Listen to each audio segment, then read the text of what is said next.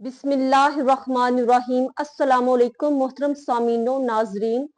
हजरत अबू सईद रज़ी अल्लाह ताला अन्हो से रवायत है कि नबी पाक सल्लल्लाहु अलैहि वसल्लम के कुछ असहाब सफर पर निकले तो अरब कबाइल में से एक कबीले के पास पहुंचे और उनसे मेहमानी तलब की, लेकिन उन्होंने मेजबानी से इनकार कर दिया।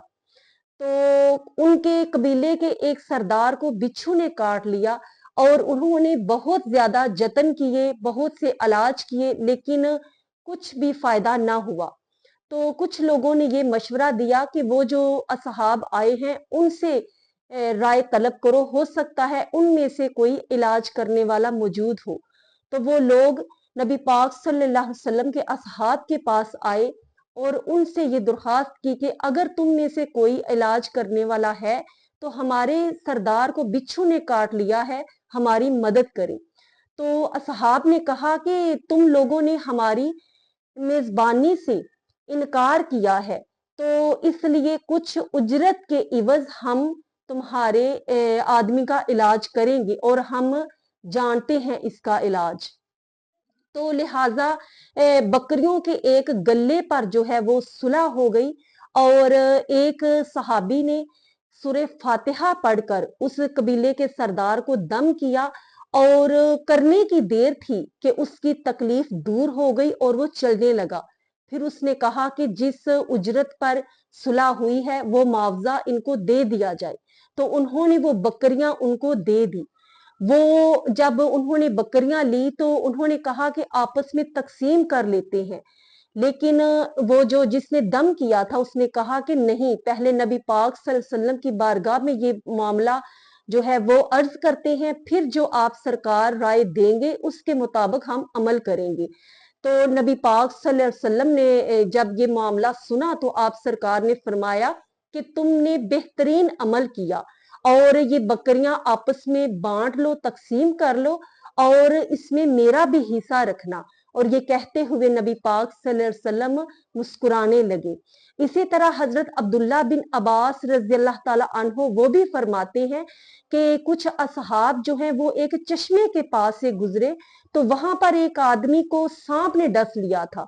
तो वो कबीले के लोग सहाबियों के पास आए और उन्होंने उनसे मदद तलब की।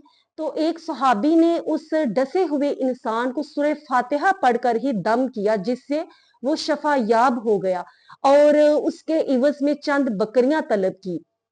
जब वो बकरियां लेकर अपने असहाब के पास आया तो उनमें से चंद ने इस अमल को नापसंद किया और कहा कि इसको तुमने कुरान पर उजरत ली है और ये नापसंदीदा अमल है। लेकिन नबी पाक सल्लल्लाहु अलैहि वसल्लम को जब इस बात का इल्म हुआ तो आप सरकार ने फरमाया कि तुम जिस भी चीज पर उजरत लेते हो, मुआवजा तलब करते हो, अल्लाह की किताब इसकी ज्यादा हकदार है कि इस पर उजरत ली जाए, इस पर मुआवजा लिया जाए। तो बुखारी शरीफ की इन दोनों अहादीस से ये बात अहज होती है कि कुरान की तालीम पर मुआवजा लेना, उजरत लेना और किसी को दम करना, उस पर मुआवजा लेना, ये नबी पाक सल्लल्लाहु अलैहि वसल्लम के असहाब जो है उनसे साबित है और इसमें कोई ममानियत नहीं है, बल्कि एक पसंदीदा अमल है। इसी तरह हजरत अबू बकर सदीक रज़ी अल्लाह ताला अन्हो के बारे में हजरत आयशा सिद्दीक़ा रज़ी अल्लाह ताला अन्हा फरमाती हैं कि जब उनको खलीफा मुकर्रर किया गया तो उनकी 2000 जो है वो तनहा मुकर्रर की गई। लेकिन हजरत अबू बकर सदीक रज़ी अल्लाह ताला अन्हो ने फरमाया कि मैं क्योंकि तिजारत का कारोबार करता था और मेरे अहलो अयाल भी हैं, लेकिन अब मुल्की मामलात जो हैं उनकी वजह से मैं अपने कारोबार की तरफ तवज्जो नहीं दे सकता, इसलिए ये मेरे अहलो अयाल के लिए बहुत कम है। तो बैतुल माल से फिर उनके लिए 500 का और अजाफा किया गया।